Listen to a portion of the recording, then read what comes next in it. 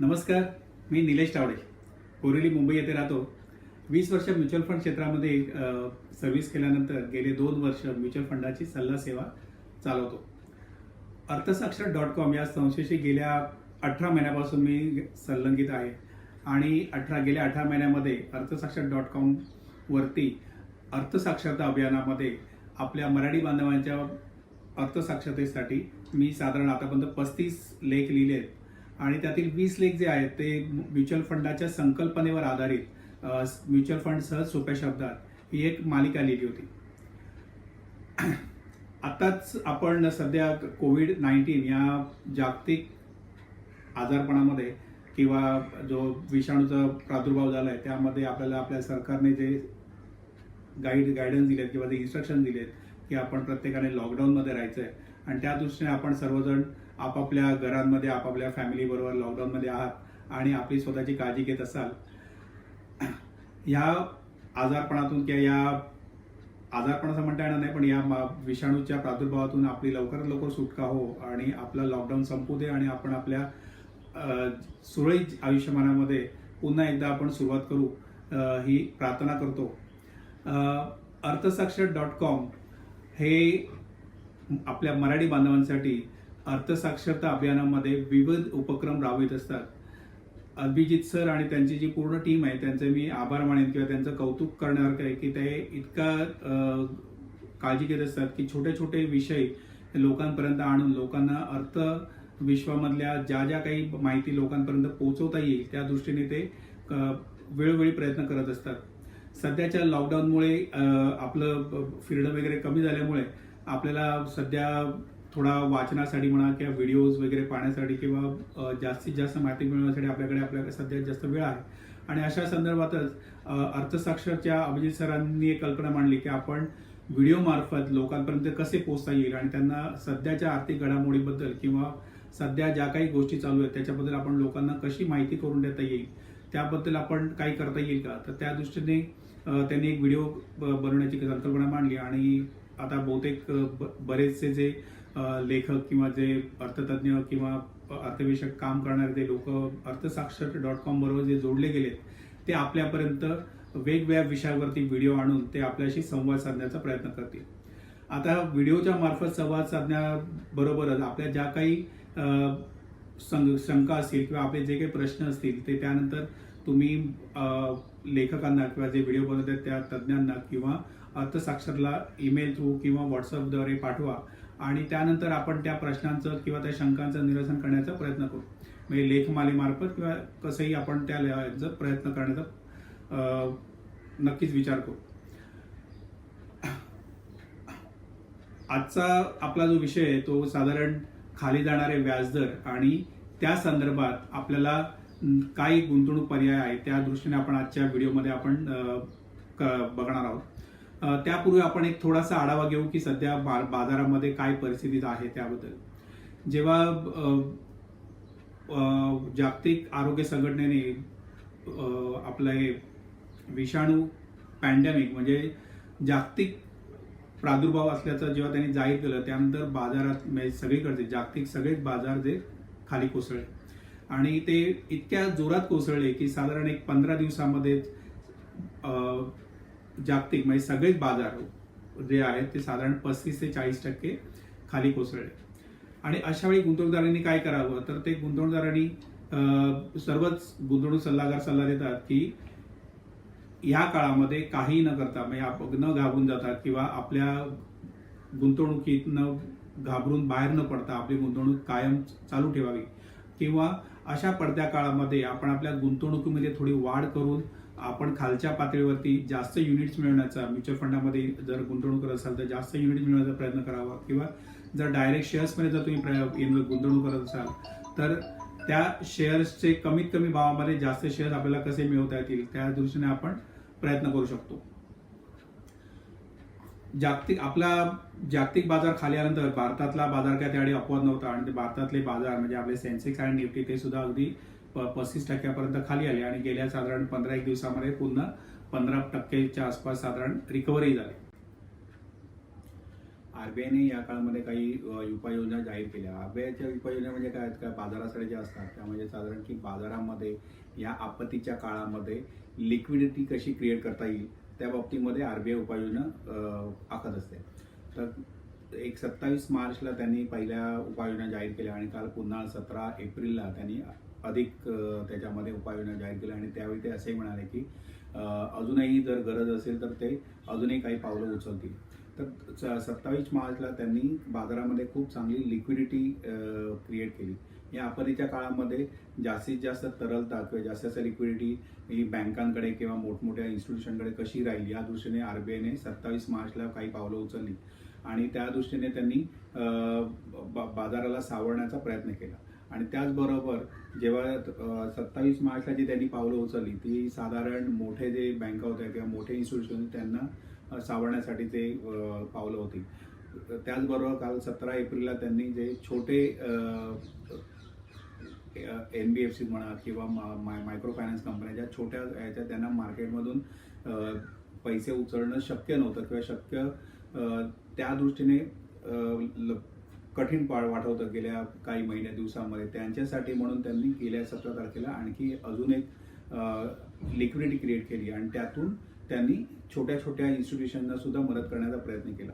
आता या आपत्तीच्या काळामध्ये कसं आहे की लिक्विडिटी जेवढी जास्त राहील त्या दृष्टीने त्यांना आपले दैनंदिन व्यवहार सांभाळणं सोपं जाईल आणि त्याचबरोबर जे त्यांचा बिझनेस सांभाळणं आणि त्याचबरोबर बिझनेसला थोडाफार जे काही चालना देता येईल अशा या आपत्तीच्या काळात सुद्धा त्या दृष्टीने त्या या सगळ्या कंपन्यांना, इन्स्टिट्यूशन्सना किंवा बँकांना शक्य होऊन जाईल. डिक्लेरेशनचे नॉर्म्स होते किंवा ज्या जे लोनमध्ये रिपेमेंट व्यवस्थित होणार नाही या काळामध्ये किंवा कारण पूर्ण सिस्टीम जी आहे ती थोडी विस्कळीत झालेली असल्यामुळे पूर्ण जे रिपेमेंट असेल इन्स्टिट्यूशनकडनं, मोठ्या इन्स्टिट्यूशनला किंवा रिटेलकडनं इन्स्टिट्यूशनला ते व्यवस्थित होणार नाही. त्यामुळे त्यांनी 3 महिन्याचा मोरटोरियम पण दिलेला आहे की जेणेकरून तुम्ही तुमचे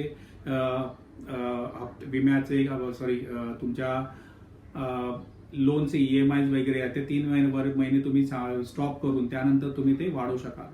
पण एक असाही अभ्यास आहे की शक्यतो ज्यांना हे शक्य असेल की EMI भरणं शक्य असेल, आपल्याकडे व्यवस्थित सरप्लस असेल आपल्या अकाउंटमध्ये, तर त्यांनी ते EMI भरावेत. कारण हे मॉरटोरियम म्हणजे असं असतं की 3 महिने तुम्ही तुमचे EMI पुढे ढकलू शकता, पण त्या 3 महिने EMI पुढे ढकलल्यानंतर त्याच्यावरचा जो इंटरेस्ट आहे त्याचं बर्डन हे तुमच्यावर येणारच. त्यामुळे तुम्ही समजा जरी 3 महिने EMI भरले नाही तरी त्याच्यावरचं जे इंटरेस्ट आहे ते तुम्हाला नंतर भरायचंच आहे. म्हणून ज्यांना शक्य असेल त्यांनी ते EMI जे आहे ते न स्टॉप करता रेग्युलर भरत राहावेत की जेणेकरून तुम्हाला पुढे जाऊन त्याचं बर्डन येणार नाही. की ज्यांचं इन्कम विस्कळीत झालं आहे आणि त्यांना EMI भरणं शक्य नाहीये त्यांनी या गोष्टीचा फायदा घ्यावा जेणेकरून तुम्हाला सध्याच्या आपत्तीच्या काळात त्याच्यावर तणाव येणार नाही आणि मात्र पुढे जाऊन ते इंटरेस्टचं बर्डन जे आहे ते तुम्ही स्टॅगर मॅनरमध्ये ते रिपेमेंट करून त्याचा परता आहे EMI रिटर्न करू शकाल. तर ह्या गोष्टी झाल्यानंतर आता आरबीआय किंवा गव्हर्नमेंटही वेळोवेळी पर्याय किंवा वेळोवेळी जे उपाय सुचवत आहेत किंवा उपाय अंमलात आणत आहेत आणि त्या दृष्टीने ते आपली इकॉनॉमी सांभाळण्याचे प्रयत्न करत आहेत आणि त्याचबरोबर सामान्यातल्या सामान्य लोकांना या आपत्तीच्या काळामध्ये दिलासा देण्याचाही ते प्रयत्न करत आहेत. आजचा जो विषय आहे त्या विषयाकडे वळू. आजचा विषय असा आहे की व्याजाचे दर खाली गेल्यानंतर आपल्याकडे कोणते गुंतवणूक पर्याय राहतात. व्याजाचे दर खाली गेल्यानंतर म्हणजे काय आहे की आता मार्केटमध्ये जास्तीत जास्त लिक्विडिटी क्रिएट करण्यासाठी आरबीआयने सुद्धा आता सध्या आपले इंटरेस्ट रेट कमी केले, रेपो रेट आणि रिव्हर्स रेपो रेट आणि कमी केले. रिव्हर्स रेपो रेट काल त्यांनी आणखी 0.25 बेसिस% कमी केला. आता ह्या गोष्टीचा परिणाम कुठे होणार की बँका जे आहेत ते सुद्धा आपल्या जे टर्म डिपॉझिट आहेत किंवा बँकेचे FDs आहेत त्याच्यावरती सुद्धा ते इंटरेस्ट रेट कमी करतील. ऑलरेडी आपण जर आता पाहिलं तर बँकांमध्ये किंवा जे बेंचमार्क आपण बँक म्हणतो SBI त्याच्यामध्ये 5.75 किंवा 5.5 ते 6% इतके खाली व्याजाचे दर आलेले आहेत. त्याचबरोबर ज्या मार्च महिन्याच्या शेवटच्या आठवड्यामध्ये सरकारने अल्प बचत योजनेवरील इंटरेस्ट रेटही कमी केले जे 1 एप्रिल 2020 पासून पुढे लागू होतील. जनरली ते दर 3 महिन्यांनी ते आपले इंटरेस्ट रेट डिक्लेअर करत असतात आणि यावेळी जे त्यांनी इंटरेस्ट रेट कमी केले त्याच्यामध्ये साधारण त्यांनी 1% ते 1.4% म्हणजे इतके इंटरेस्ट रेट कमी केले. आणि या दृष्टीने असं आहे की या पोस्टाच्या योजना किंवा ज्या अल्पबचत योजना आपण म्हणतो त्याच्यामध्ये आता बऱ्याच अंशी इंटरेस्ट रेट कमी झालेले आहेत आणि त्याचबरोबर या ज्या योजना असतात त्या थोड्याफार काही इंटरेस्टचे जे प्रकार असतात त्याच्यावरती तुम्हाला टॅक्सही भरायचा असतो. म्हणजे समजा आपली जर गुंतवणुकीची अमाऊंट मोठी असेल आणि जर व्याजाचे दर कमी झाले आणि ते मिळालेल्या व्याजामध्ये सुद्धा आपल्याला पुन्हा टॅक्स भरायचा असेल तर मग ते आपल्याला जे पोस्ट टॅक्स रिटर्न म्हणतो ते आपल्याला ते कमी असेल. आता या दृष्टीने आपल्याकडे इतर कोणते पर्याय आहेत की जेणेकरून आपण आपलं उत्पन्न जे आहे ते उत्पन्न आपण थोडं वाढवू शकतो किंवा आपलं जे व्याज किंवा जे उत्पन्न आहे ते जास्त कर प्रभावी किंवा टॅक्स इफिशियंट कसं करू शकतो याबद्दल आपण आता विचार करू. तर या दृष्टीने आपल्याला म्युच्युअल फंड जे आहेत ते आपल्याला चांगल्या प्रकारे मदत करतात. आता म्युच्युअल फंडाचं कामकाज कसं चालतं तर अगदी सोप्या भाषेत आपल्या काही गुंतवणूकदारांना म्युच्युअल फंड ज्यांना पूर्ण अजिबात माहित नाही त्यांच्यासाठी एक फक्त थोडक्यात म्युच्युअल फंडाचं कामकाज कसं चालतो ते सांगतो आणि त्यानंतर आपण म्युच्युअल फंडाच्या कोणत्या योजना आपल्यासाठी उपयुक्त आहेत त्या दृष्टीने आपण विचार करू. तर म्युच्युअल फंडाचं कामकाज असं असतं की म्युच्युअल फंडामध्ये साधारण 3 प्रकारच्या योजना असतात. 3 प्रकारच्या योजना कोणत्या तर काही एक प्रकार असतो तो डेट फंड असतो, दुसरा प्रकार असतो तो इक्विटी फंड असतो आणि तिसरा प्रकार असतो तो डेट आणि इक्विटी यांचं मिक्सचर किंवा यांचं मिश्रण म्हणजे हायब्रिड प्रकार असतो. आता डेट फंड म्हणजे काय तर एखाद्या बिझनेसला किंवा एखाद्या व्यवसायाला पैसे व्याजानं देणं ह्याला डेट फंड म्हणतात. आणि इक्विटी फंड म्हणजे काय तर एखाद्या बिझनेसला एखाद्या व्यवसायाच्या मध्ये भागीदारी करणं म्हणजे इक्विटी फंड आहे. आता दोन्हीच्या डेफिनेशन प्रमाणे डेट फंड जे असतात ते साधारण स्टेबल असतात कारण त्यातनं आपल्याला व्याज मिळणार असतं आणि आपले मुद्दलही परत मिळणार असते. त्यामुळे ते डेट फंड जे असतात ते स्टेबल असतात. मात्र मार्केटमध्ये जे व्याजाचे दर वर खाली होतात त्या दृष्टीने त्याच्यावरती थोडाफार प्रभाव पडतो. पण डेट फंड जे असतात ते अधिक स्टेबल किंवा अधिक शाश्वत किंवा थोडे त्या दृष्टीने गुंतवणुकीसाठी ज्यांना जास्त रिस्क घ्यायची नाही त्यांच्यासाठी डेट फंड असतात. मात्र इक्विटी फंड म्हणजे जेव्हा तुम्ही भागीदारी करता एखाद्या बिझनेसमध्ये किंवा एखाद्या व्यवसायामध्ये तेव्हा त्या व्यवसाय जसा परफॉर्म करेल किंवा त्या व्यवसायामध्ये जसं वाढ होईल त्या दृष्टीने आपल्याला त्यातनं उत्पन्न मिळेल. जर व्यवसायाने खूप चांगली जोमाने वाढ केली तर आपल्याला जास्त उत्पन्न मिळेल. एखाद्या व्यवसायामध्ये एका ठराविक काळामध्ये प्रेशर असेल तर त्या पर्टिक्युलर काळामध्ये आपल्याला उत्पन्न कमी मिळेल. त्यामुळे इक्विटी फंडामध्ये जे आहे ते उत्पन्नामध्ये फ्लक्च्युएशन होतं. मात्र इक्विटी फंडामध्ये मिळणारा परतावा जो असतो तो पोटेन्शियली जास्त असतो. आता ह्या 2 गोष्टीमध्ये की डेट फंडामध्ये परतावा लिमिटेड आहे पण त्याच्यामध्ये स्थिरता असते. इक्विटी फंडामध्ये परतावा जास्त मिळण्याचं पोटेन्शियल आहे पण त्याच्यामध्ये फ्लक्च्युएशन्स असतात किंवा वर खाली होण्याचे चान्सेस असतात. तर या दोघांमधला मार्ग म्हणजे तो आपल्याला उत्पन्न जास्त मिळण्यासाठी इक्विटी फंडामध्ये सुद्धा थोडेफार इन्व्हेस्टमेंट करावी आणि डेट फंडामध्ये स्टॅबिलिटीसाठी डेट फंडामध्ये सुद्धा इन्व्हेस्टमेंट करावी. तर यासाठी आपल्यासाठी म्युच्युअल फंड जे आहे ते हायब्रिड कॅटेगरीमधले योजना आणतात ज्याच्यामध्ये इक्विटी फंडामध्ये काही भाग इक्विटी फंडामध्ये गुंतवणूक केलेला असतो, काही भाग जो असतो तो डेट फंडामध्ये इन्व्हेस्ट केलेला असतो. अशा त्या हायब्रिड कॅटेगरीमधल्या योजना असतात. आता आपल्यासाठी या बँकांच्या किंवा बँक एफडी किंवा पोस्टाच्या योजनांना पर्याय म्हणून म्युच्युअल फंडाच्या कोणत्या योजना आहेत तर जर आपले जे गुंतवणूक असते त्याच्यामध्ये कोणतेही फायनान्शियल प्लॅनिंग करताना आपण एक गोष्ट लक्षात ठेवली पाहिजे की आपले 6 महिन्याचं किंवा 9 महिन्याचं जे आपले एक्सपेन्सेस आहेत किंवा आपले जे उत्पन्न आहे तेवढी रक्कम आपल्या बँकेमध्ये किंवा म्युच्युअल फंडाच्या अल्ट्रा शॉर्ट टर्म किंवा लिक्विड किंवा ओव्हरनाईट फंड ह्या ज्या अगदी अतिशय तरलता असलेल्या योजना असतात त्याच्यामध्ये आपण ठेवली पाहिजे. हे म्हणजे काय तर आणीबाणी फंड असतो किंवा आकस्मिक फंड म्हणतात त्याला की जेणेकरून आता जसं कोरोनाचा आपत्ती आली आहे त्या दृष्टीने जेव्हा आपण गेले एक महिना आणि पुढचे आणखी 15-20 दिवस आपण लॉकडाऊनमध्ये असणार आहोत आणि अशावेळी काही जणांच्या नोकरीवर परिणाम होईल किंवा काही जणांचा व्यवसायामध्ये असल्यावर उत्पन्नावर परिणाम होईल. तर या आपत्तीच्या काळामध्ये आपल्याकडे जर आकस्मिक फंड असेल तर आपण पुढचे 4 ते 6 महिने व्यवस्थित आपण तग धरू शकतो किंवा आपण याच्यामध्ये आपण आपलं जे रेग्युलर लाईफस्टाईल आहे ते आपण मेंटेन करू शकतो. म्हणून एक आकस्मिक फंड जो 6 महिन्याचा असला पाहिजे तो आपण कुठे ठेवू शकतो तर आपल्या बँकेच्या करंट अकाउंटमध्ये म्हणा किंवा सेव्ह अकाउंटमध्ये म्हणा. भले आपल्याला 3% व्याज मिळत असेल तरी त्यात ठेवावा किंवा त्यापेक्षा जर जास्त आपल्याला उत्पन्न हवं असेल 1-2% जास्त उत्पन्न हवं असेल तर म्युच्युअल फंडाच्या ओव्हरनाईट फंड, लिक्विड फंड किंवा अल्ट्रा शॉर्ट टर्म फंड या अतिशय तरल असलेल्या योजना असतात की ज्याच्यामध्ये सेव्हिंग अकाउंटपेक्षा आपल्याला साधारण 2 ते 3% आपल्याला जास्त उत्पन्न मिळू शकतं. पण या योजनाही तरल असतात. आणि आपल्याला हवे तेव्हा पैसे आपण काढू शकतो. त्यानंतर जे 6 महिने किंवा त्याच्या पुढचे जे गुंतवणूक आहे किंवा आपल्याला जे पैसे आपल्याला 6 महिन्याच्या पुढे लागणार किंवा 1 वर्षानंतर वगैरे लागणार असेल आणि जे आपल्याला शेअर बाजाराची अजिबात जोखीम घ्यायची नसेल तर म्युच्युअल फंडाची एक कॅटेगरी असते की ज्याला banking and PSU debt fund असं म्हणतात. आता बँकिंग अँड PSU डेट फंडमध्ये गुंतवणूक कशी होते तर आपण जेव्हा म्युच्युअल फंडाला इन्व्हेस्टमेंट करतो किंवा म्युच्युअल फंडामध्ये आपण जेव्हा इन्व्हेस्टमेंट करतो त्या म्युच्युअल फंडाच्या या योजनेच्या ऑब्जेक्टिव्ह प्रमाणे म्युच्युअल फंड जे आहे ते हे आपल्याकडनं मिळालेले पैसे बँकांना किंवा सरकारी कंपन्यांना PSU डेट फंड म्हणजे PSU म्हणजे पब्लिक सेक्टर अंडरटेकिंग या सरकारी कंपन्यांना ते व्याजाने देतात. आता याच्यामध्ये जोखीम आहे का तर नाही, कारण बँका आणि त्याचबरोबर सरकारी कंपन्या यांच्याकडनं जेव्हा पैसे त्यांना व्याजाने दिल्यानंतर त्यांच्याकडनं ते पैसे परत येणार. मात्र यांचा जो इंटरेस्ट रेट असतो तो थोडा, कारण सरकारी गॅरंटी असल्यामुळे यांचा जो इंटरेस्ट रेट असतो तो थोडा खालच्या बाजूला असतो. तरीही बँक FD पेक्षा याच्यामध्ये साधारण आपल्याला 1 ते 2% जास्त परतावा मिळण्याची शक्यता असते. म्हणून जे पैसे आपले 6 महिन्याच्या पुढचे असतील किंवा 1 वर्षाच्या पुढचे असतील ते आपण या योजनेमध्ये, जिथे आपल्याला अजिबात जोखीम नाही अशा योजनेमध्ये आपण गुंतवू शकतो. डेट फंडामधला आणखी एक पर्याय म्हटलं तर तो क्रेडिट रिस्क फंड, म्हणजे ज्यांना शेअर बाजाराची रिस्क घ्यायची नाहीये मात्र व्याजानं देताना थोडी रिस्क घ्यायची अशा ज्या कंपन्या असतात म्हणजे त्याला क्रेडिट रिस्क फंड म्हणतात, किंवा ज्यांचं पतमानांकन किंवा ज्यांचं क्रेडिट रेटिंग जे आहे ते AAA किंवा AAA+ पेक्षा खालच्या याचं AA म्हणा किंवा AA- किंवा A अशा कॅटेगरीचं असतं. अशा कंपन्यांमध्ये म्युच्युअल फंड जे आहेत ते क्रेडिट रिस्क फंडामध्ये गुंतवणूक करतात.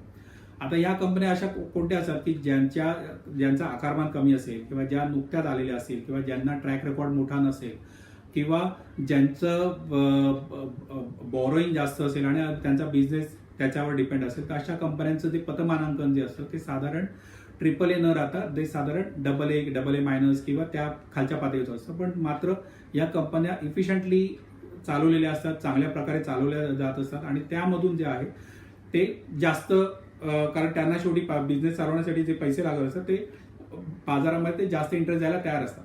म्हणजे क्रेडिट रिस्क फंडामध्ये तुम्हाला बँकिंग अँड PSU डेट फंडापेक्षा साधारण 1 ते 1.5% किंवा त्याहीपेक्षा थोडं जास्त उत्पन्न मिळू शकतं. मात्र जोखीम ती असते का, जोखीम कोणती आहे तर आपण कमी पतमानांकन असलेल्या कंपन्यांमध्ये आपण डेट फंडामध्ये आपण गुंतवणूक करणार. पण हे जे 2 प्रकार आहेत त्या 2 प्रकारामध्ये आपल्याला शेअर बाजाराची अजिबात जोखीम नसते की त्या शेअर बाजारामध्ये आपला 1 रुपया सुद्धा आपल्या शेअर बाजारामध्ये जात नाही. की अशा गुंतवणुकीसाठी या 2 योजना उपयुक्त आहेत की ज्यांना शेअर बाजाराकडे बघायचे नाहीये किंवा ज्यांना शेअर बाजाराची जोखीम अजिबात घ्यायची नाही.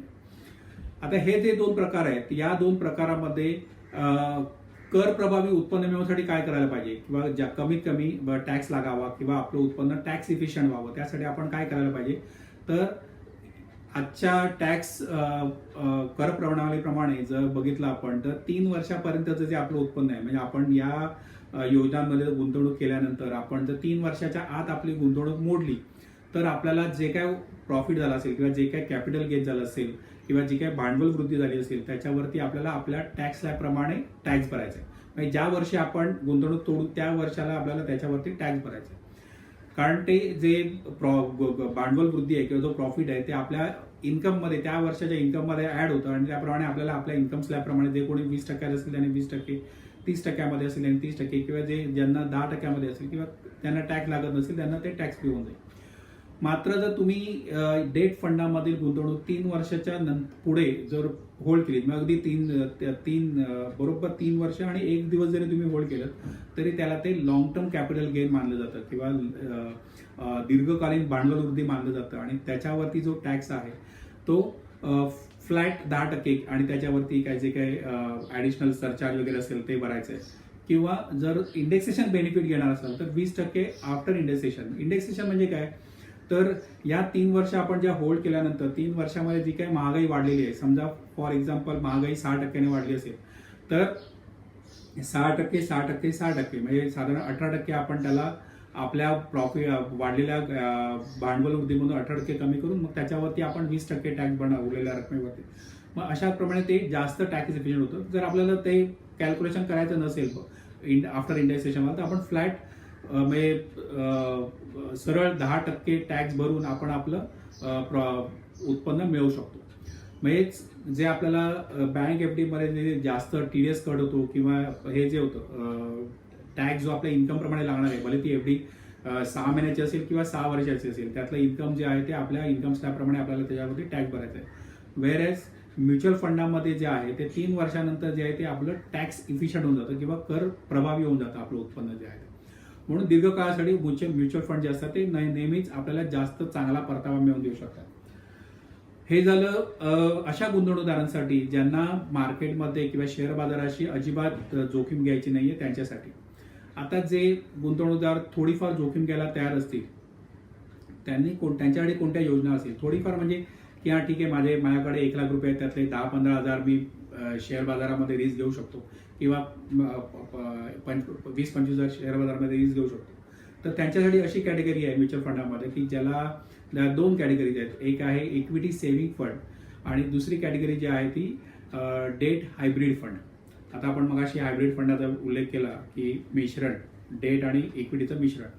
आता या डेट हायब्रिड फंडामध्ये काय होतं की साधारण अप टू 35% म्हणजे 35% गुंतवणूक जी आहे ती आपली शेअर बाजारामध्ये होऊ शकते आणि बाकीचे जे 65-70% जे आहे ते स्टेबल अशा डेट फंडामध्ये होतं. म्हणजे आपली जोखीम किती राहिली, 30-35% राहील. जर आपल्याला तेवढी जोखीम घ्यायची नसेल, इक्विटी सेव्हिंग फंड असतात की ज्याच्यामध्ये 25% आपली जी गुंतवणूक आहे ती शेअर बाजारामधल्या समभागांमध्ये किंवा इक्विटी स्टॉक्समध्ये इन्व्हेस्टमेंट होते आणि बाकीची जी 80-85% जी इन्व्हेस्टमेंट आहे ती आपली डेट फंडामध्ये होते. म्हणजे आपण जी जोखीम घेणार, शेअर बाजाराची जी जोखीम घेणार ती साधारण लिमिटेड म्हणजे 30-35% असणार या 2 योजनांमध्ये असेल ती. मात्र या 2 योजनांमध्ये काय आहे की इक्विटी शेअर बाजारामध्ये इन्व्हेस्टमेंट असल्यामुळे अल्प काळामध्ये किंवा शॉर्ट टर्ममध्ये त्याच्यामध्ये फ्लक्च्युएशन येतील. म्हणजे जसं आता गेल्या 1.5-2 महिन्यामध्ये आपण पाहिलं की बाजार अगदी 30% खाली आला, तर ज्यांचं इक्विटी बाजारामध्ये इन्व्हेस्टमेंट आहे त्यांचं इन्व्हेस्टमेंट त्या दृष्टीने खाली आलेले आहे की जेव्हा बाजार पुन्हा वर जाईल तेव्हा ते पुन्हा वर जाईल. पण हा जो मधला वेळ आहे त्याच्यामध्ये ते आपलं गुंतवणूक व्होलाटाईल राहील किंवा फ्लक्च्युएट होईल. जेव्हा बाजारामध्ये अनसर्टन्टी असते तेव्हा शेअर बाजारामध्ये गुंतवणूक जी आहे ती वर खाली होत राहते, फ्लक्च्युएट होत राहते किंवा चढ उतार त्याच्यामध्ये आपल्याला दिसून राहतात.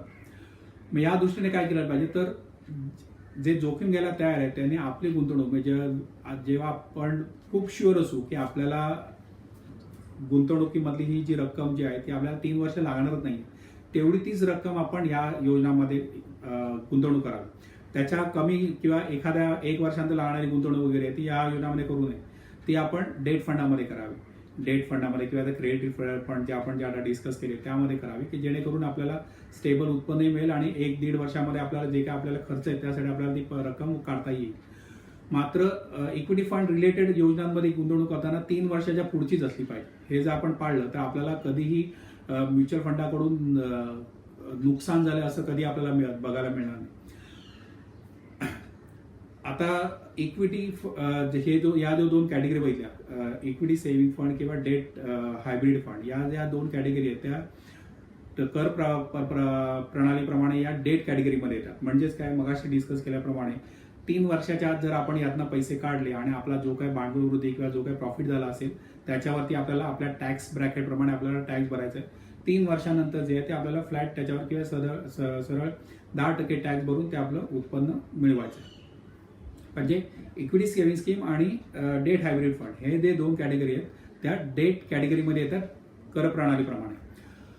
आता काही जण असे असतील की ज्यांना पैसे 5 वर्षांतर लागणार नाही किंवा 5 वर्षांत किंवा रिटायरमेंट प्लॅनिंगसाठी आपल्याला गुंतवणूक करायची आहे, असे जे आपले पैसे असतील ते पैसे आपण 5 वर्षांनंतर जे आहेत ते आपण हायब्रिड फंड किंवा त्याच्याच बरोबरची दुसरी कॅटेगरी आहे ती बॅलन्स ॲडव्हान्टेज फंड, या 2 कॅटेगरीमध्ये आपण इन्व्हेस्टमेंट करत होतो. ह्या दोन्ही ज्या स्कीम म्हटल्या त्या पुन्हा त्या हायब्रिड कॅटेगरीमध्ये येतात की ज्याच्यामध्ये डेट कंपोनंट ॲज वेल एज इक्विटी कंपोनंट दोन्हीचं मिश्रण असतं. आता हायब्रिड फंडामध्ये काय होतं, तर हायब्रिड फंडामध्ये साधारण 65% कमीत कमी 65% गुंतवणूक जी आहे ती शेअर बाजारामध्ये होते. म्हणजे रिस्क थोडी आपली वाढते, पण पोटेन्शियली जसं आपण एकदम सुरुवातीला डिस्कस केलं की पोटेन्शियल जे आहे उत्पन्न मिळवण्याचं ते जास्त त्याच्यामध्ये. म्हणून म्हटलं की ते 5 वर्षाच्या पुढचं जे आपलं गुंतवणूक असेल ती आपण हायब्रिड फंडामध्ये किंवा बॅलन्स ॲडव्हान्टेज फंडामध्ये करावी. तर हायब्रिड फंडामध्ये 65 किंवा त्यापेक्षा जास्त जे गुंतवणूक आहे ती शेअर बाजारामध्ये असेल, 30-35% जी गुंतवणूक असेल ती डेट फंडामध्ये असेल. आणि त्याचबरोबर दुसरा जो प्रकार आहे बॅलन्स ॲडव्हान्टेज फंड, आता या फंडामध्ये काय होतं किंवा या कॅटेगरीमध्ये काय होतं, तर बॅलन्स ॲडव्हान्टेज फंडामध्ये साधारण 30 ते 80% हे फ्लेक्झिबल ॲसेट अलोकेशन असतं. फ्लेक्झिबल ॲसेट अलोकेशन म्हणजे जर फंड मॅनेजरला वाटलं की इक्विटी फंड ह्याच्यापुढे खूप चांगले करणार आहेत तर ते 80% गुंतवणूक जे आहे ते शेअर बाजारामध्ये करतील. जर त्यांना वाटलं की नाही शेअर बाजार खाली येण्याचे चान्सेस जास्त आहेत, शेअर बाजार खूप वर गेले आणि खाली येण्याचे चान्सेस जास्त आहेत, तर ते काय करतील तर ते 80% गुंतवणूक जी आहे ती स्टेबल अशा डेट फंडामध्ये करून ठेवतील. मग ही जी कॅटेगरी आहे त्याच्यामध्ये आपल्याला शेअर बाजाराचा जेव्हा शेअर बाजार चांगला असेल तेव्हा आपल्याला जास्तीत जास्त उपयोग करून घेता येतो. शेअर बाजार जेव्हा कमी पडणारा असतो किंवा खालच्या पदी असतो तेव्हा आपलं नुकसान कमी होतं याच्यात. मग ह्या जो 2 कॅटेगरी आहेत त्या 2 कॅटेगरी आपल्याला त्या दृष्टीने आपल्याला मदत करतात. आता काही इन्व्हेस्टर असे असतात की त्यांना जास्तीत जास्त जोखीम घ्यायची तयारी असते. जे आपली गुंतवणूक 5 वर्षापेक्षा जास्त असेल किंवा 7 वर्ष किंवा जास्त असेल अशा गुंतवणूकदारांनी म्हणजे पुन्हा एकदा की जेव्हा आपण खूप शुअर असतो किंवा आपण जेव्हा पूर्ण आपल्याला खात्री असते की आपली ही जी रक्कम आहे ती आपल्याला 5-7 वर्ष लागणारच नाहीये, अशा गुंतवणूकदारांना म्युच्युअल फंडाचे जे शेअर बाजाराशी रिलेटेड स्कीम्स आहेत म्हणजे त्याला इक्विटी फंड म्हणतात, जे आपण बघितलं की भागीदारीवाल्या स्कीम की ज्या कंपन्यांमध्ये आपण भागीदारी घ्यायच्या अशा स्कीम, त्या भागीदारी म्हणजे इक्विटी फंडामध्ये आपण गुंतवणूक करू शकतो. मग त्यामध्ये सुद्धा बरेच प्रकार असतात की लार्ज कॅप फंड आहे, मिड कॅप फंड आहे, स्मॉल कॅप फंड आहे किंवा मल्टी कॅप फंड आहे. ते शक्यतो आपल्या एज ग्रुप प्रमाणे किंवा आपल्या काय म्हणतात त्याला आपल्या एज प्रोफाईल प्रमाणे म्हणा किंवा आपल्या रिस्क ॲपिटाईट प्रमाणे किंवा आपल्या जोखीम घेण्याच्या क्षमतेनुसार आपण त्या कॅटेगरी योग्य त्या कॅटेगरी आपण सिलेक्ट करू शकतो. म्हणजे ज्यांना लार्ज कॅप फंड किंवा ब्ल्यू चिप फंड म्हणजे काय, जे टॉपच्या 100 कंपन्या आहेत अशा कंपन्यांमध्ये गुंतवणूक म्हणजे लार्ज कॅप फंड. म्हणजे ज्या बाजारातल्या 100 कंपन्या म्हणजे त्याच्यामध्ये व्होलॅटिलिटी किंवा त्याच्यामध्ये चढउतार हे थोडे कमी असतील. त्यानंतर मिड कॅप फंड किंवा स्मॉल कॅप फंड हे आकाराने छोटे असल्यामुळे त्याच्यामध्ये चढउतार जास्त असतील किंवा ते जास्त व्होलॅटाईल असतील. मग आपण ज्या प्रकारे जोखीम घेऊ शकतो त्याप्रमाणे आपण त्या कंपन्या सिलेक्ट करू शकतो. लार्ज कॅपपेक्षा स्मॉल कॅप किंवा मिड कॅपमध्ये आपल्याला परतावा देण्याचं पोटेन्शियल जास्त असतं, मात्र त्याच्यामध्ये व्होलॅटिलिटी जास्त असते. म्हणजे आपण जर रिस्क जास्त घेऊ शकत असू तर आपण आणि आपलं होरायझन तर खूप लांबचं असेल 7 वर्ष किंवा अधिक असेल तर मिड कॅप किंवा स्मॉल कॅप सुद्धा आपण सिलेक्ट करू शकतो. तर ह्या ज्या प्रकारच्या ज्या स्कीम्स आहेत किंवा या ज्या प्रकारच्या ज्या म्युच्युअल फंडाच्या योजना आहेत त्या आपल्याला जे आता सध्याच्या योजना आपण ज्या डिस्कस करतो की पोस्टाच्या योजना म्हणा किंवा बँकेच्या ज्या FD किंवा टर्म डिपॉझिटच्या योजना आहेत ज्याच्यामध्ये व्याजाचे दर कमी होत चालले, त्या दृष्टीने या टाईम होरायझन प्रमाणे वेगवेगळ्या टाईम होरायझन प्रमाणे जशा आपण डिस्कस केल्या त्याप्रमाणे आणि त्याचप्रमाणे आपल्या प्रत्येकाच्या जोखीम घेण्याच्या क्षमतेनुसार आपण याच्यामध्ये व्यवस्थित ॲसेट ॲलोकेशन केलं पाहिजे. ॲसेट ॲलोकेशन म्हणजे काय की आपण सगळे पैसे शेअर बाजारामध्ये किंवा सगळे पैसे डेट फंडामध्ये आपण इन्व्हेस्ट करू नये. आपण ॲसेट ॲलोकेशन करण्यापूर्वी आपण आपल्या लागणाऱ्या इन्कमचं किंवा लागणाऱ्या पैसे आपल्याला जे लागणार आहेत, काय पैसे आपल्याला 1 वर्षात लागणार आहेत, काय किती पैसे आहेत जे 1 ते 3 वर्षापर्यंत लागणार आहेत, किती पैसे आहेत ते 3 ते 5 वर्षापर्यंत लागणार आहेत, किती पैसे आहेत ते 5 वर्ष किंवा नंतर लागणार आहेत. तर असे जर आपण ॲसेट ॲलोकेशन केलं तर आपण त्या दृष्टीने व्यवस्थित कोणती योजना आपल्यासाठी सुटेबल आहे आपल्या जोखीम घेण्याच्या क्षमतेनुसार तसं आपण सिलेक्ट करून आपण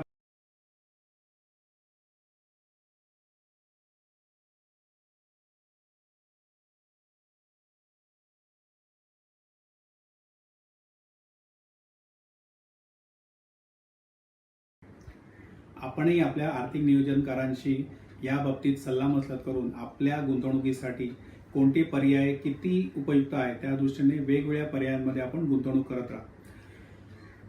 म्युच्युअल फंड आपण जे आता डिस्कस केलं की म्युच्युअल फंड कसे उपयुक्त आहे, तर म्युच्युअल फंडामध्ये जे उत्पन्न मिळतात किंवा जे शेअर बाजाराशी किंवा डेट फंड किंवा शेअर बाजाराची ज्या रिलेटेड योजना असतात त्याच्यामधनं जे उत्पन्न जे येतं ते उत्पन्न म्हणजे साधारण आपण किती अपेक्षित केलं पाहिजे तर आपली जी GDP असते म्हणजे आपला देश ज्या प्रगतीने वाढतोय म्हणजे GDPचा जो ग्रोथ रेट आहे आणि त्याचबरोबर जी महागाई असेल म्हणजे समजा GDP 5% असेल आणि महागाई 5% असेल तर आपण साधारण 10% परतावा एक्सपेक्ट करू शकतो. एखाद्या वर्षी GDP कमी असेल म्हणजे जसं यावर्षी आपण गृहीत धरतो की यावर्षी याच्या प्रादुर्भावामुळे कोरोना विषाणूच्या प्रादुर्भावामुळे GDP वरती परिणाम होईल आणि GDP कमी असेल तर यावर्षी साधारण उत्पन्नावर परिणाम होईलच. पण पुढच्या वर्षी जेव्हा पुन्हा एकदा आपण जोमाने प्रगती करायला सुरुवात करेल आपला देश त्यावेळी GDPचा ग्रोथ रेट जर खूप चांगला वाढला तर GDPचा रेट आणि त्याचबरोबर महागाई एवढं उत्पन्न आपल्याला म्युच्युअल फंडाच्या इक्विटी फंडामधून आपल्याला मिळू शकतं. त्यामुळे आपण एक्स्ट्रा ऑर्डिनरी जे जोखीम घेतोय म्हणजे आपल्याला 18% 20% उत्पन्न मिळायला पाहिजे अशा भ्रमात राहू नये.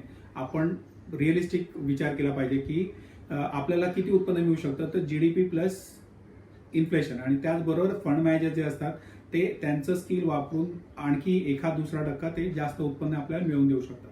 त्यामुळे आपल्याला दोन्ही नंबर माहिती असतात की जीडीपी काय ग्रोथ रेटने आपली जीडीपी वाढते आणि त्याचबरोबर महागाई कुठे चालली.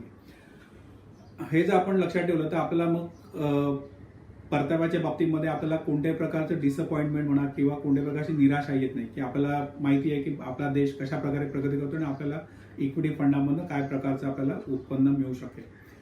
तर आपण आपल्या आर्थिक सल्लागाराबरोबर मसलत करून आपले आर्थिक नियोजन व्यवस्थित करून घ्या आणि आपल्या आर्थिक नियोजनासाठी आपल्याला हार्दिक शुभेच्छा. त्याचबरोबर अर्थसाक्षर.com यांना हार्दिक शुभेच्छा की त्यांनीही अशा प्रकारचे वेगळे उपक्रम आपल्या गुंतवणूकदारांना जास्तीत जास्त माहिती कशी आपल्याला पोहोचवता येतील यासाठी त्यांनी करावे. आणि त्याचबरोबर आपणासही विनंती की आपण अर्थसाक्षरता अभियानामध्ये अर्थसाक्षर.com वर जोडले गेला आहातच, त्याचबरोबर आपण आणखी आपल्या प्रत्येकाने आपल्या 5 ते 10 मित्रांनाही अर्थसाक्षर.com शी जोडले जाण्यासाठी त्यांना प्रवृत्त करा किंवा त्यांना प्रोत्साहित करा. आणि त्या दृष्टीने आपण जास्तीत जास्त मराठी बांधवांपर्यंत पोहोचून अर्थसाक्षरता अभियानामध्ये आपण एक मोठा व्याप वाढवू शकतो. धन्यवाद.